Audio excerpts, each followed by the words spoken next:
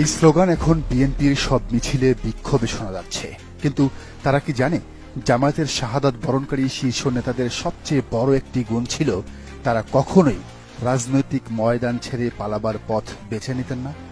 যে তারেক রহমানের রাজনীতি তারা করেন, সেই তারেকও 2007 সালে আর্মিকে মুচলেকা দিয়ে রাজনীতি ছেড়ে লন্ডন পালিয়েছিল। তারপর আর ফেরার সাহস তার হয়নি। পেরিয়ে গেছে 16-17টা বছর।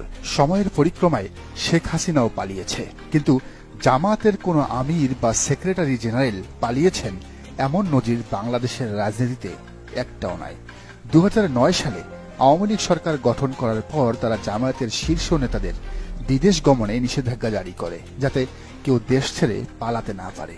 কিন্তু হঠাৎ 2010 সালের কোরবানির সময়, মানে ঈদুল আজহায়, জামাতের এই শীর্ষ নেতারা হজ করতে যাওয়ার একটা অনুমতি পান। হাসিনা ভেবেছিলেন তাদের হজের অনুমতি দিলে সব পালাবে আর দেশে আসবে না, আর জামাত যদি না থাকে তাহলে 100 বছর ক্ষমতায় থাকলেও কেউ কোনো ঝামেলা করবে না, আরামে লুটপাট করা যাবে।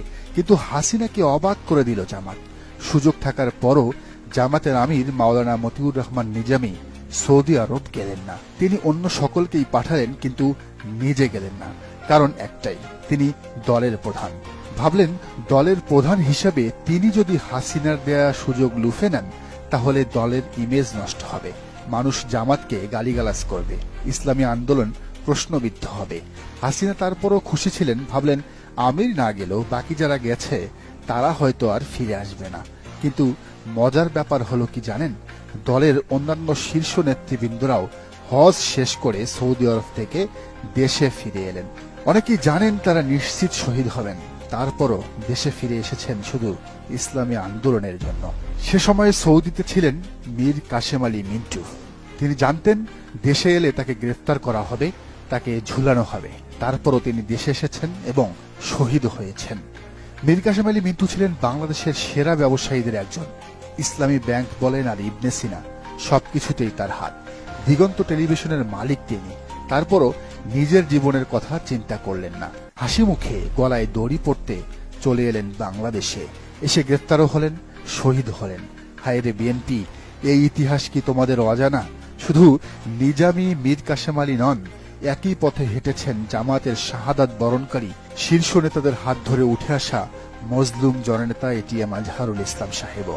সম্প্রতি একটি বক্তৃতায় নিজের গ্রেফতার হবার প্রেক্ষাপট বর্ণনা দিতে গিয়ে তিনি বলেছিলেন, গ্রেফতারের ঠিক আগ মুহূর্তে সকলে ওনাকে পালিয়ে যাওয়ার পরামর্শ দিয়েছিল, কিন্তু তিনি ভারপ্রাপ্ত সেক্রেটারি জেনারেলের দায়িত্বরত ছিলেন এবং সেই অবস্থায় সংগঠনের ইমেজের কথা চিন্তা করে না পালানোর সিদ্ধান্ত নিয়েছিলেন। এমনকি 1995-96 সালের দিকে কেয়ারটেকার সরকারের দাবিতে আন্দোলন এবং পরবর্তীতে 1999-2000 সালের আওয়ামী সরকার বিরোধী আন্দোলনের সময়ও মতিউর রহমান নিজামীরা পালাননি। জামা কাপড় ব্যাগ গুছিয়ে সারারাত পুলিশের জন্য অপেক্ষা করেছেন, যাতে পুলিশ গ্রেফতার করতে আসলে তাদের সাথে চলে যেতে পারেন।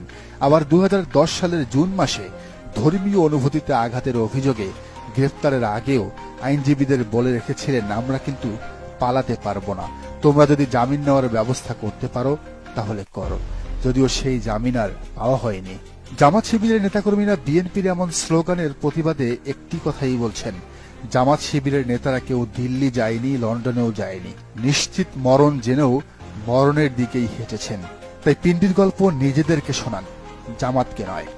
এদিকে শোনা যাচ্ছে জামাতের সাথে বিএনপির এমন মুখোমুখি লড়াই মানতে পারছেন না বেগম খালেদা জিয়া, তাই তিনি তার অনুসারীদের নির্দেশ দিয়েছেন জামাতের সাথে দূরত্ব ঘোচাতে। এজন্য দায়িত্ব দেয়া হয়েছে দলের মহাসচিব মির্জা ফখরুল ইসলাম আলমগীর এবং রুমিন ফারহানাকে। দর্শক, আপনার কি মনে হয়, জামাতের কি উচিত বিএনপির সাথে আবারও জোট করা? জানান কমেন্টের ঘরে। আর এই চ্যানেল নতুন হলে অবশ্যই সাবস্ক্রাইব করে বেল আইকনটি বাজিয়ে রাখুন।